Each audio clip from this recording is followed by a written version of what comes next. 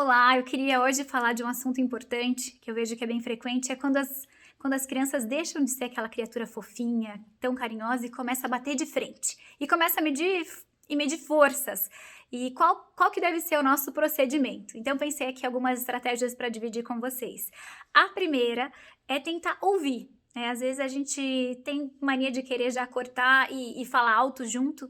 Às vezes a gente tem que pausar, ouvir e serenar. A gente vai ter que entender que elas estão crescendo, a gente vai ter que por dentro pensar, bom, ela já tá conseguindo argumentar, ela já tá conseguindo se posicionar, então deixa eu ouvir, mostrar que eu confio, mostrar que eu ouço. Por isso a gente às vezes tem que combinar alguns horários para conversar melhor. Em determinadas circunstâncias a gente está no carro, fazendo um almoço e não consegue ouvir direito, a gente tem que pausar, olhar no olho dela e falar assim, filha, agora eu não consigo conversar sobre isso com você como eu gostaria.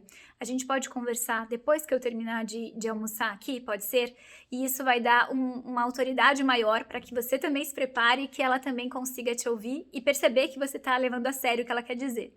A segunda estratégia é ver o que você pode mostrar que é importante, que mais importante do que o que ela está falando é a forma como ela está falando com o pai, enfim, mais importante do que o que ela vai responder na tarefa de casa é ouvir com atenção o que o pai falou para ela, enfim, a gente pode ajudar que ela perceba quais são as batalhas importantes, que independente da justificativa, por exemplo, tem coisas que a gente não vai ceder e isso a gente mostra para ela numa conversa sincera, né? Para eles numa conversa sincera.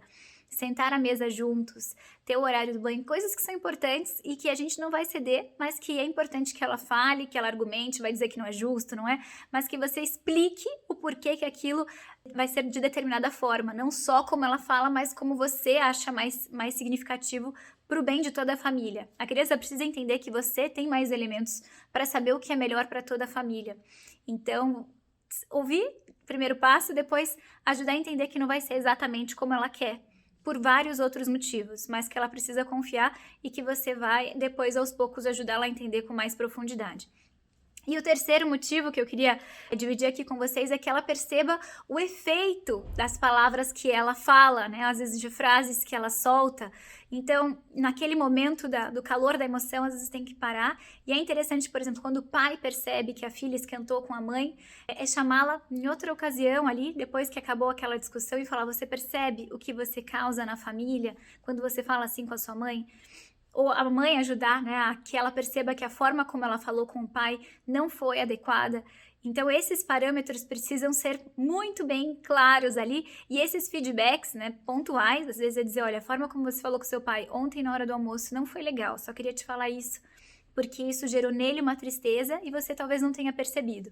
Então, ajudá-la a perceber sobre o efeito das palavras delas, das ações, né, da forma como ela faz, os sentimentos que elas estão gerando. E isso pode ajudar com que elas percebam um pouco mais que esse bater de frente, essa forma de agir, pode ser muito mais aperfeiçoada se for refletida, se for feita de outra forma. Então, eram essas 3 dicas que eu queria passar aqui hoje para vocês.